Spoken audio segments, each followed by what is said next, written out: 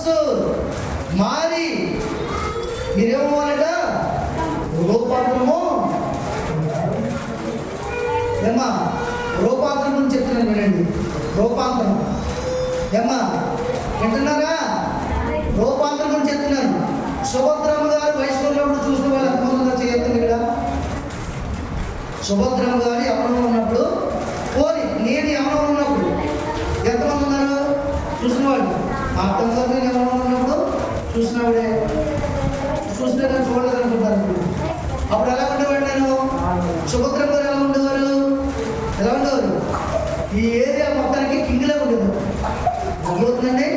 సుభద్రమ్మ గారు 5,000 ప్రతాపం తర్వాత పుట్టింది ఆవిడ. అర్థమవుతుందా? ఎంతమంది మీ అర్థంలో పుట్టింది ఆవిడ.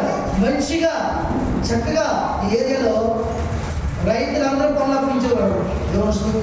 నేను కూడా వయసు ఉన్నప్పుడు చాలా ఎలా ఉండేవాడి? అంత అందంగా లేకపోయినా శక్తిగా కదా. ఎవరో మీరు అందరూ ఎలా ఉంటారు? బాగానే ఉంటారు కదా. ఇప్పుడు ఎలా ఉంది చెప్పండి? సుభద్రమ్మ గారు ఇప్పుడు సుభద్రమ్మ గారు ఎలా ఉంది? మాట్లాడతారు ఎలా ఉంది? చంద్రబాబు గారు ఎలాగా ఇలా నీరు కలిపి ఉన్నారు? ఎలా ఉన్నారు? అందరూ పీకేసి తాటేగా ఉన్నారు. మీకు అర్థమవుతుందా? అప్పుడు కింగ్లా ఉన్నారు, ఇప్పుడు పీకేసిన నాతో సహా మరో రకంగా అనుకోకండి. రూపాంతరం గురించి చెప్పడానికి మాత్రం చెప్పినాను తప్ప మీరందరూ అందమైన వాళ్ళు, అందరూ అందమైన వాళ్ళు.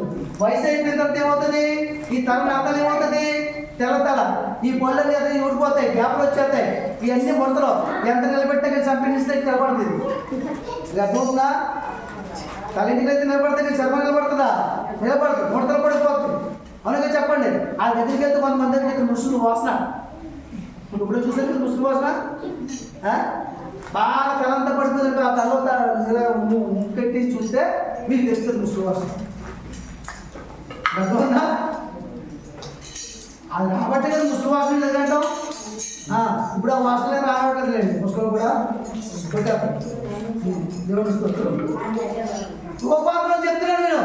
అప్పుడు ఎలా ఉండేవారు ఆమె, ఇప్పుడు ఎలా ఉంది? మార్పు చెందిందా లేదా? అప్పుడున్న అందం ఉందా? అప్పుడున్న బలం ఉందా? అప్పుడున్న పని చేయగలదా? అప్పుడున్న తినగలదా?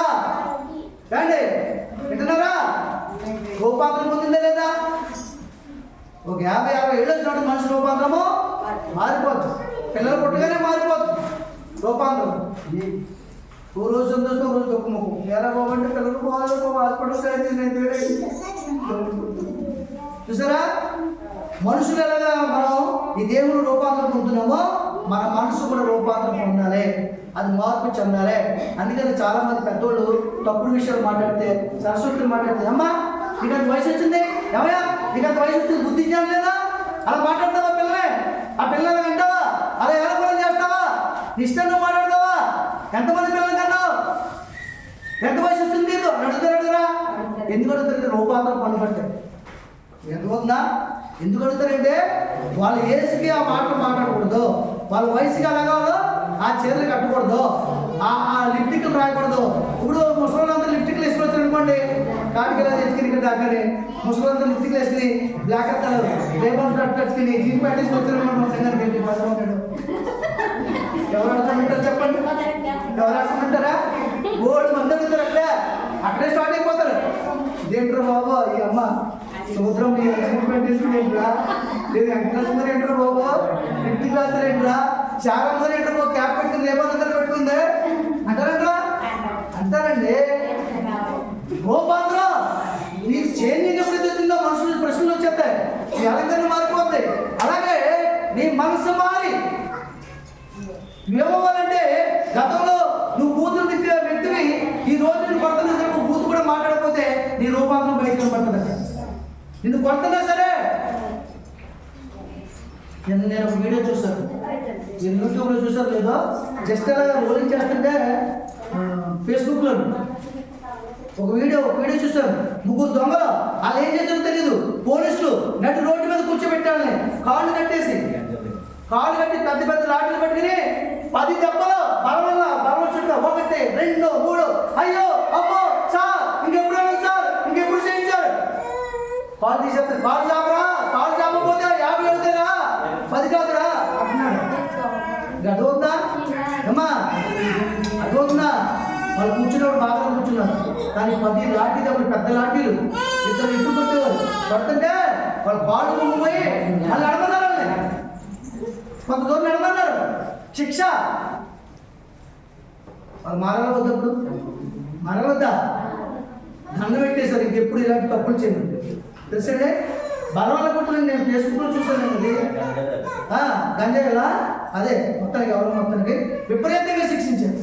మార్పు చెందవద్దా? దేవుడి ఈ మధ్యకాలంలో ఈ వయసులో నువ్వు ప్రారంభించిన దగ్గర నుంచి భక్తి ఇప్పటి వరకు ఎన్నిసార్లు నువ్వు శిక్షించాడు దేవుడు. వ్యాధి చేత, బలహీనత చేత, ఆర్థిక సమస్యల చేత, గద్దింపు చేత, ఒక ప్రమాదం చేత నీ పిల్లలకి గద్దించుకోవడానికి ఏ శిక్షలో నేను నడిపించడం నీకు తెలుసు. మారవద్దా? రూపాంతరం పొందవద్దా? రూపాంతరం పొందాలి. మనసు మారితేనే మనిషి యొక్క ప్రవర్తన మారుతుంది. మనసు మారకపోతే ప్రవర్తన మారదు. నీ మనసు మార్చకపోతే నీ ప్రవర్తన మారదు. ఎన్నాళ్ళు వచ్చి చేస్తే సరే దేన్ని మార్చుకోవాలి మనం? అమ్మా, రోజుకో డ్రెస్ సేవలు మార్చుకోవడం కాదు, డ్రెస్సులు మార్చుకోవడం కాదు. అవి మార్చుకోకపోతే పెద్ద ఇబ్బంది లేదు. అవునా? ఒకే డ్రెస్తో 3 రోజులు గడిపోవాలన్నారు, వారం రోజులు గడిపోవాలన్నారు కొంతమంది. దానివల్ల పెద్ద ఇబ్బంది లేదు ఇప్పుడు మనకి. ఎందుకంటే స్ప్రేస్ వచ్చేసాయి. అదే డ్రెస్ మీద స్ప్రే కొట్టేస్తే వాసన రాదు. అవునా కదా? అలాంటివి చేయకండి. మీ మనసు మారాలి. మీ మనసు మారాలి, ప్రవర్తన మారుతుంది. ఇంతకుముందు దేవుడికి ఇచ్చే మనసు లేదు, ఇప్పుడు ఇచ్చే మనసు కావాలి. ఇంతకుముందు ఒకరు బాధించి తిరగబడి వాళ్ళని తిరిగి రెట్టింపు వాళ్ళు బాధ కూర్చేసే మనసు ఉందాము. ఇప్పుడు బాధించిన వారి చేతులు బాధింపబడుతున్న నూతనప్పుడు అప్పుడు పక్కన వాళ్ళు ఏమనుకుంటారు? ఇదివరకు మాట అంటే ఒప్పుకున్నారు కదా, ఇప్పుడు అన్ని దెబ్బలు కొడుతున్నా సరే, అలా తిడుతున్నా సరే, అతను మాట అంటే నిజంగా మార్పులో వచ్చింది. నిజంగా యేసుక్రీస్తు మనసు కలుగున్నాడు ఈయన అంటారా?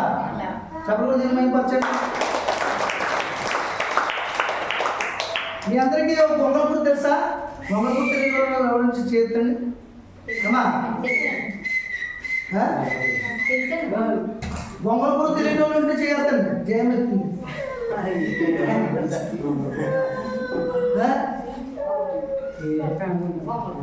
గొంగళపూర్ తెలియని వాళ్ళు ఉంటే చేయొద్దండి, తెలుసా? ఇది తెలియదు, అప్పుడప్పుడు ట్రై చేసుకున్నాం కదా మనం.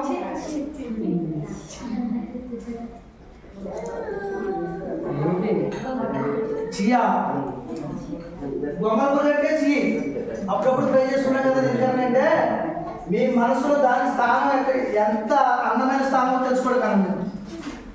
మీ మనసులో దాని స్థానం ఏంటి? చీ అంటే చేతరించుకునేది. అవునక చెప్పండి. అదంటే మనకి అసైన్. అవునక చెప్పండి. అది పక్కన చేస్తుంది సార్, పొలతోటి దేంతో తోసేస్తుంది. అవునే? అవును కదా? కానీ అదే గొంగళపూరుకు 40 దినాలు చెట్లోకి వెళ్ళి అది ఒక దగ్గర గూడు పెట్టుకుని అక్కడ ఉండి దాని మనసులో శరీరాన్ని మార్చుకుంది. ఏమా వింటున్నారా? దాని మనసును మార్చుకున్నప్పుడు దేవుడు మారుతుంది. వినండి, దానికి ఉదాహరణ చెప్తాను. ముందు మనసు మారాలి, తర్వాత దేహము, పద్ధతులు, కట్టుబాట్లు, ప్రవర్తనలన్నీ మారుతాయి. మారవు. మనసు మారకపోతే మాత్రం ఒకడు బాగా తవ్వుతాడు, ఆ ఒంటి మీదే చూసుకుంటాడు, ఆ చిరిగిపోయిన బట్టలు కట్టుకుంటాడు. మనం అంటాం బట్టలు ఇంట్లో ఉన్నాయి కదా, కట్టుకోవచ్చు కదా అంటాం. ఎందుకులే, నాకు ఈ బతుకి చాలు, ఈ కొట్టుకుంటే చాలు, తాగి చేయమంటే వద్దా, ఎందుకులే, తినేసి తాగేసి పడుకుంటే చాలా నొప్పి మనుషులు వాడి బొత్తికి చాలు. నొప్పుకుంటున్నా వాడికి ఏం రాలేదు, మనసు మారలేదు. వాడు తాగు విడిచిపెట్టడం అంటే ఎంత తీసుకుంటాడు తెలుసా? ఒకరోజు స్నానం చేయబోతున్నాడు, నీ చేత చేయించుకుంటాడు, పెట్టించుకుంటాడు, అందంగా రెడీ అవుతాడు, అందమైన మందిరానికి వస్తాడు, అందమైన దేవుడిని నమ్ముతాడు, ఆయన బయటపరుస్తాడు. దేవుని స్తోత్రం. ఇదంతా దీనివల్ల మనస్సు మారి. నీ మనసులో సంతోషం లేదనుకో, నీ ఇంట్లో పెళ్ళి అవుతున్నా సరే ఆ పాత బట్టలతో తిరుగుతావు. నాకెందుకు బట్టలు మీకు కొంత తెచ్చాడలేరా, అయితే స్వదించి నీకు వద్దా బట్టలు, నీ మొక్కలు సంతకల్లా నీకు వద్దా? ఖాళీ చేసేది ఎవరు? నువ్వు. నీకు ఉండాలి బట్టలు. వాళ్ళకి తీయాలి, మీరు కూడా తీసుకోవాలి. అక్కడ యజమానులు ఏమొచ్చి ఆకులతో వాళ్ళగా పనులు ఏమొచ్చి సూట్లు వేసుకుని మీటింగ్లు పెట్టి వాళ్ళు ఉంటే అది యజమానికి ఉత్తమమా? నీ మనసు మారాలి. అది ఏమైందంట, ఒక చెట్టు దగ్గరికి వెళ్ళి పాతి మనుషుల మధ్యలో చేతనింపబడిన తర్వాత ఫలానా దగ్గరికి వెళ్ళాను, బాబురావు ఇంటికి వెళ్ళాను, నన్ను త్రోసేశారు. మార్తమ్మ ఇంటికి వెళ్ళాను, నన్ను త్రోసేశారు. మనోజ్ ఇంటికి వెళ్ళాను, నన్ను త్రోసేశారు. ఆఖరికి పెంట పక్కన పోతున్నాను, అక్కడ కూడా సీక్రెట్ త్రోసేశారు నన్ను. నాకు ఈ భూలోకంలో ఎక్కడ కూడా స్థానమో లేదు, నేను త్రోసివేయబడిన దాన్ని. కానీ నేను ఒక ఉన్నత స్థితిలోకి వెళ్ళాను, నిర్ణయం తీసుకుని ఒక చెట్టు ఎక్కింది. ఆ చెట్టులో కొమ్మను పట్టుకుంది, ఆ కొమ్మంట పాకింది, ఒక ఆకుని నేరుగా చేసుకుంది. ఆకు అడుగులో అణిగిన తనకు తానే ఒక పొద ఏర్పాటు చేసుకుంది. 40 రోజుల తర్వాత తన మనసులో దేవుని ధ్యానించింది. ప్రభువా, ఈ రూపాన్ని మార్చవా? ఎంతమంది చేత నేను త్రోసివేయబడ్డాను తెలుసా? ఎంతమంది దగ్గరికి వెళ్తే నేను త్రోసేసేది తెలుసా? ఆఖరి పెంటలో కూడా నన్ను నిలవనివ్వలేదయ్యా. నానే వారి చేత నేను త్రోసివేయబడ్డాను. నా జాతి వారికి నేను కెట్టలేదు, నా కుటుంబం వారికి నేను కెట్టలేదు, నా బంధువులకు నేను కెట్టలేదు. నా జీవితాన్ని బట్టి ఎవరికి నన్ను అందమైన దానికి ఎంచలేదు కానీ ఆకర్షించలేదు. కానీ నా బ్రతుకును మారిస్తేనే నన్ను బ్రతికించు, లేదా ఈ చెట్టు మీద నాకు మరణాన్ని కలగచే చెప్పడం భయపరచండి. ఆ జుగుప్సాకారాన్ని బొమ్మల పురుగు ఏం మొదలుపెడుతుంది దేవుడికి. నన్ను చంపే ప్రభువా, ఈ చెట్టు దిక్కక ముందు నేను మార్పు చెందాలి, లేదా నేను మరణం పొందాలి. అవమానాన్ని భరించే మనసు నాకు లేదు నాయన. ఈ అపకీర్తిని భరించే మనసు నాకు లేదయ్యా. నేను మార్చబడితే నీ చేతిలో మార్చబడాలి, లేదా చనిపోతే నీ చేతిలోనే చనిపోవాలని ప్రార్థన చేస్తుంది. తను 40 దినాలు విజ్ఞాపన చేసింది. 40 దినాలు రాత్రి పగల అన్నం లేకుండా, ఆహారం లేకుండా, ఆ గాలి పీల్చుకుంటూ, ఆ చెట్టు యొక్క చల్లదనాన్ని అనుభవిస్తూ, ఆకు చల్లదనాన్ని అనుభవిస్తూ బ్రతికింది. 40 దినాల తర్వాత దేవుడు దాని రూపాన్ని మార్చాడు. దాని రూపమే బటర్ఫ్లై, అనగా చీతకొక చిలుక. ఇప్పుడు చెప్పండి, ప్రాణం లేని చీతకొక చిలుకలు బొమ్మలు కూడా తీసుకొచ్చి మీ గోడలు కట్టించుకుంటారు. మీరు ప్రాణం లేని చీతకొక చిలుకలు బొమ్మలు తీసుకొచ్చి కట్టించుకోరా? మీ గృహాల్లో, బెడ్రూమ్లో, హాల్లో అంటించుకోరా? దాని రూపానికి ఎంత విలువ వచ్చిందో చూడండి. విలువ వచ్చిందా లేదా? లోకంలో ఉన్నప్పుడు బొమ్మలతో సమానం. దేవుని ఎందుకు వచ్చావు? సంఘం అనే చెట్టు దగ్గర చేర్చబడ్డావు. ఇక్కడ నువ్వు అడ్డుకట్టబడ్డావు. ఇక్కడ వాక్యంతో దేవుడు నీతో మాట్లాడుతున్నాడు. నువ్వు నిబంధన చేసుకుని ప్రార్థన చేసుకో. మార్పు చెందకపోతే, మనసు మార్చకపోతే, రూపాంతరం పొందకపోతే దేవుని రాజ్యాన్ని చేరలేవు. చెప్పకూడదు. దేవుని ఖాళీగా కూర్చుని కోవంటి వాళ్ళని చూసి, బాగా అందమైన వాళ్ళు చూసి, బాగా చీరలు కట్టుకున్న వాళ్ళు చూసి, బాగా ధనవంతులు చూసి అసూయ పడలేదని తన జీవితం మార్చబడాలి. తన ధ్యేయం అదే. ఈరోజు నువ్వు కూడా నీ మనసు మారాలని ప్రార్థన చేసుకో. నీ ఉద్దేశం మారాలని ప్రార్థన చేసుకో. నీ హృదయాంతరంగా ఉండే పాపం ఉందేమో, అసూయ ఉందేమో, కలహం ఉందేమో, పగ ఉందేమో, ద్వేషం ఉందేమో, ఈ లోకం అనేది నివసిస్తున్నామేమో. పాస్టర్ గారిని వెళ్తే పలకరించలేదు, పాస్టర్ గారు నాతో కార్యం ఉందని చెప్పలేదు, పాస్టర్ గారు నాకు మర్యాద ఇవ్వట్లేదు, ఎలాగున్నావు అడగలేదు. నీ పాస్టర్ గారు కావాలి, దేవుడు కావాలా? చెప్పండి. దేవుడు కావాలి నీకు. పాస్టర్ గారు అక్కడ వెళ్తుంది కదా, మరి పాస్టర్ గారు అక్కడ లేకపోతే పాస్టర్ గారు ఎలా మాట్లాడతారు? దేవుడు అలాగని పాస్టర్ గారు కావాలి, దేవుడు కావాలనుకుంటే నీకు దేవుడే కావాలి. పాస్టర్ గారిని మనం ఏం చేయాలి? ప్రేమించాలి, అభిమానించాలి. దేవుడే ముఖ్యం మనకి. ఈ పాస్టర్ గారు ఇవాళ లేకపోతే రేపు ఇంకో పాస్టర్ గారు వస్తారు. దేవుడు ఎప్పుడు నీతో ఉంటుంది, నీ వంశంతో ఉంటాడు. ఊరికే రాలేదు. శతవంశులకు మార్పు రూపాంతరం పొందింది లేదా? మనస్సును మార్చుకుంది. పని వ్యాధుల్ని మనసులో జ్ఞాపకం తెచ్చుకుంది. నువ్వు ఎప్పుడైనా సరే నీ రోగాలు అనుభవిస్తున్నావు, ఇన్ని పరిస్థితులు అనుభవిస్తున్నావు, ఇన్ని బాధపడుతున్నావు, పిల్లలతోటి భర్తతోటి బాధపడుతున్నావు, నీకు ఒక రోగము, నీ కుమారుడికి ఒక రోగము, ఆర్థిక సమస్యలు, అప్పులు, ఇంటి బాధపడు. ఎప్పుడైనా ప్రార్థనలో జ్ఞాపకం తెచ్చుకున్నావా? నువ్వు తెచ్చుకున్నావా? తెచ్చుకోకపోతే తెచ్చుకుంటే దేవుడికి మహిమ, నీకు జరిగిన జీవితం. ఎంచేపు అలా కూర్చుని అన్నాం కాదు. విన్నదాన్ని ఏం చేయాలి? తిన్నదాన్ని అరిగించుకోకపోతే ఏమవుతుంది? తిన్నదాన్ని అరిగించుకోవద్దా? తిన్నావు బాగా, తిన్నదాన్ని అరిగించుకోకపోతే ఏమవుతుంది? అజిత్ వచ్చి మంచాన పడతాం. అరిగించుకోవాలని చేయాలి, పని చేయాలి.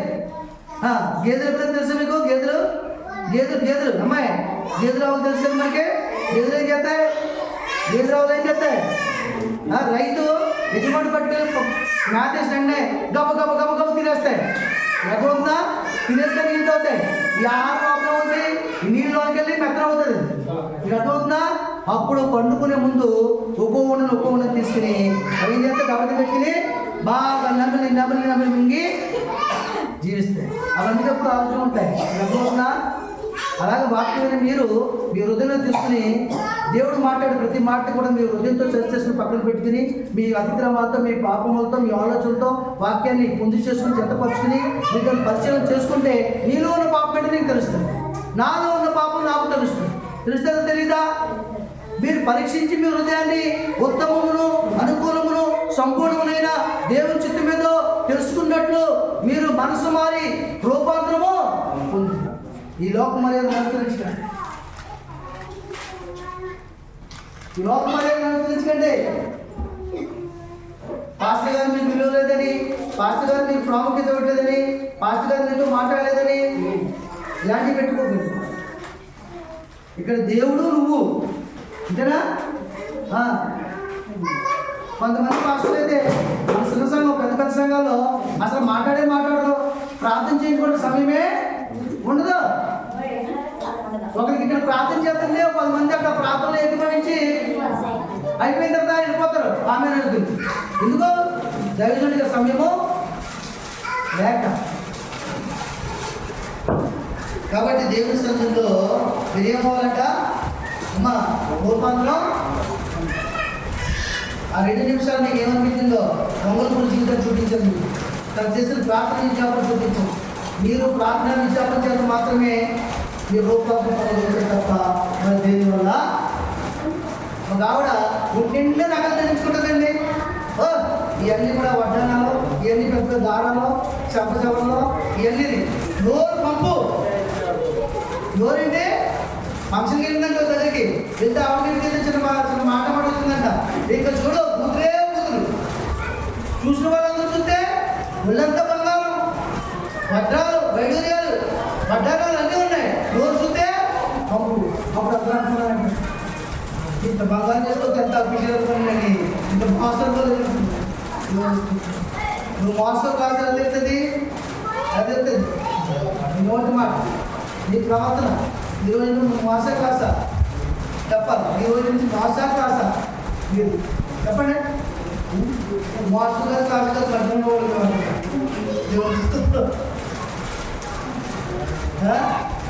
మోసగా కాసుగా మధ్యలో అర్థమేంటి?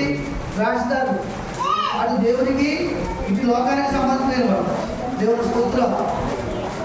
కాబట్టి ఏమోట? ఈ లోకం మర్యాదను అనుసరించొద్దు. తగిన కాలంలో తగిన సమయంలో దేవుడే నీకు మర్యాదని, ప్రఖ్యాతిని, ఖ్యాతిని, ఘనతని దేవుడు ఇచ్చిన దాకా. ఆమేన్. మనుషులు ఇస్తే ఇచ్చింది మనలో లాగేసుకుంటాడు. మనమే చెప్పండి, ఇచ్చిందని దొంగలాడతాడు, ఏవో చేస్తాడు. ఈ మనసును బాధ పెట్టి నీకు నువ్వుగా పదవులను కొనుక్కున్నట్టుగా ఆ ఖ్యాతిలోకి బయటకు వెళ్ళినట్టుగా చేస్తాడు మనిషి. దేవుడు అలా చేయడు. ఆయన ఇచ్చిన జీవితం దేవుడు కూడా. కాబట్టి మీ మనసు మారి రూపాంతరం పొంది, ఈ మనసు మారి రూపాంతరం పొంది మూలమును దేవుడు ఇష్టమైన పాత్రగా,